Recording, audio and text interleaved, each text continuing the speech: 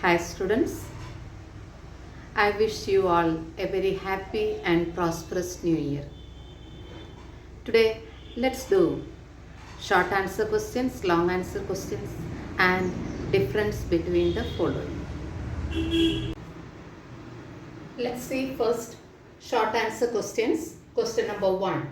Why is it better to breathe through your nose than your mouth? The answer is breathing through your nose can help filter out dust and allergens, boost your oxygen uptake, and humidify the air you breathe in.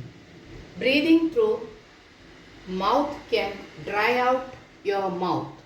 This may increase your risk of bad breath and gum inflammation.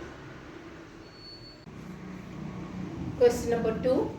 Explain the mechanism of breathing. There are two processes takes place, inhalation and exhalation. First we'll see inhalation.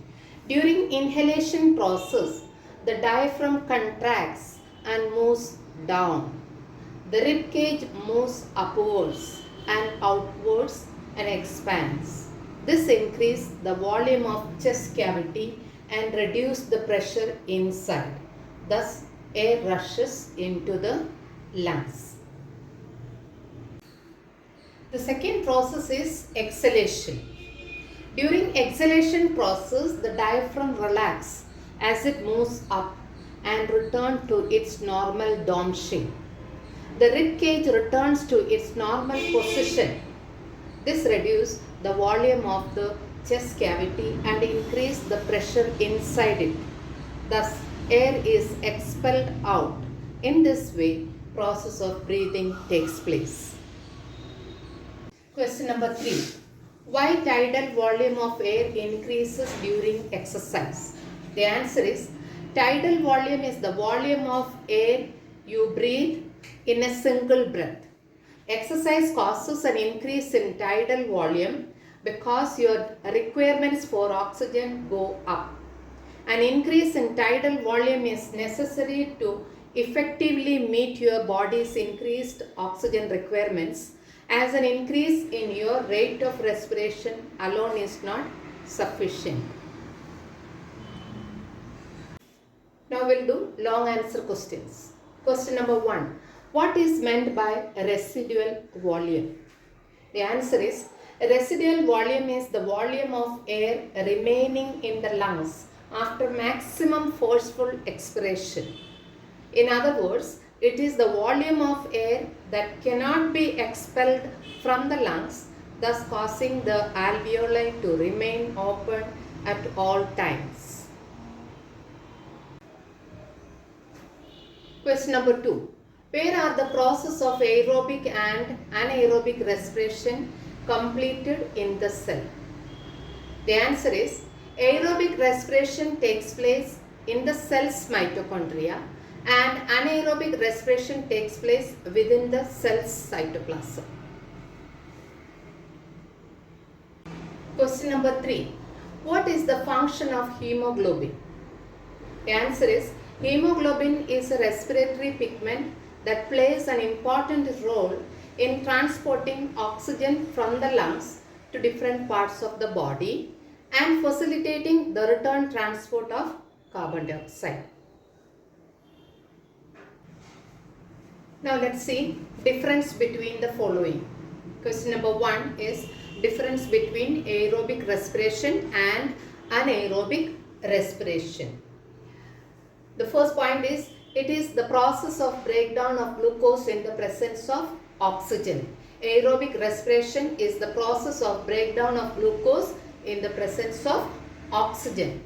Anaerobic respiration is the process of breakdown of glucose in the absence of oxygen. Glucose is completely oxidized in aerobic respiration. Glucose is incompletely oxidized in anaerobic respiration. The end products formed are carbon dioxide, water and energy in aerobic respiration. The end products formed are carbon dioxide, ethyl alcohol and energy in case of plants. while in animals, lactic acid and energy in anaerobic respiration. Energy is released is more in aerobic respiration. Energy is released is less in anaerobic respiration. Aerobic respiration takes place in all higher organisms.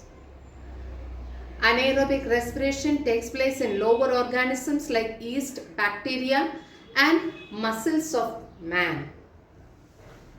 Second question is difference between respiration and breathing. Respiration is the oxidative breakdown of glucose. Breathing is taking in of fresh air and giving out of foul air. Respiration is the biochemical process.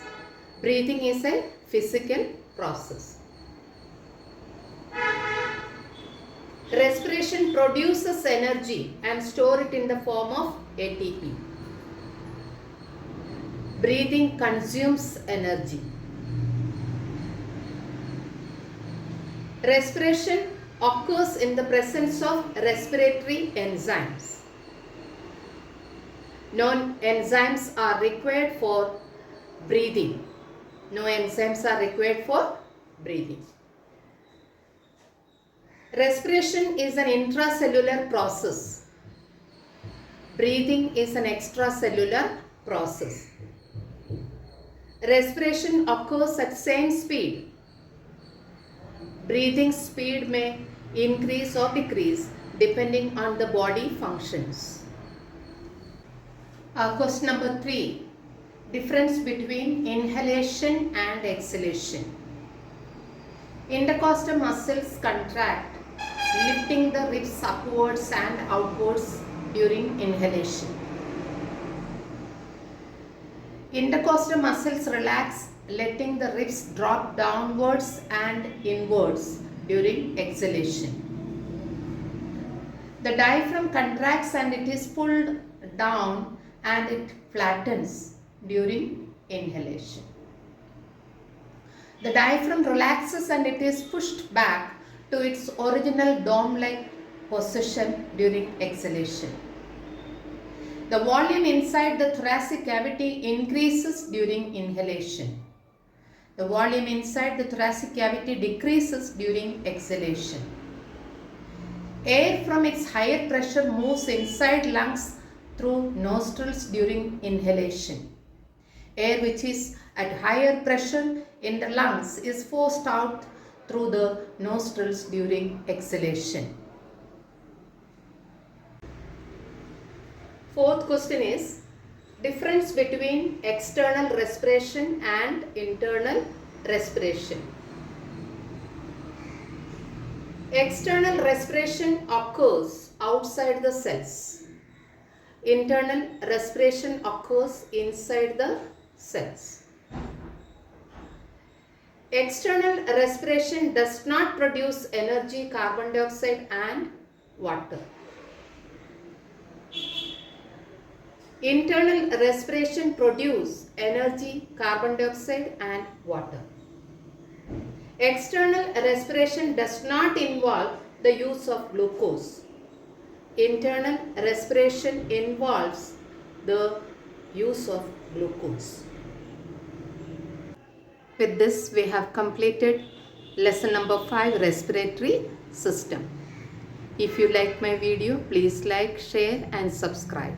Press the bell icon to stay tuned.